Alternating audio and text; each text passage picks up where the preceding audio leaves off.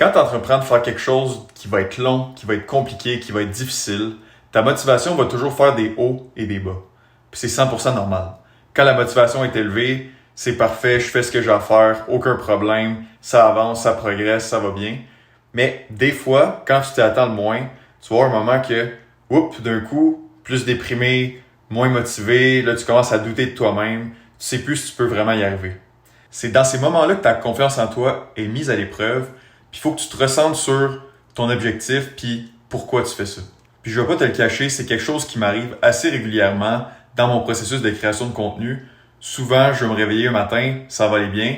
L'après-midi, tout d'un coup, je vais être démotivé, on dirait que je crois plus à mon affaire. Puis c'est là qu'il faut que tu remarques que les pensées négatives arrivent. Des fois, c'est parce que t'as pas assez dormi, t'as pas assez mangé, t'es pas assez bien reposé. Des fois, de juste prendre un pas de recul, te relaxer un petit peu, faire le vide, prendre un break, ça t'aide à ramener des bonnes idées, ramener des pensées positives. Mais le truc principal que je peux te donner, c'est que quand il y a une pensée négative qui arrive, essaye de tout de suite t'en rendre compte, tout de suite l'identifier, puis essaye de la déplacer puis de la tourner en quelque chose de positif.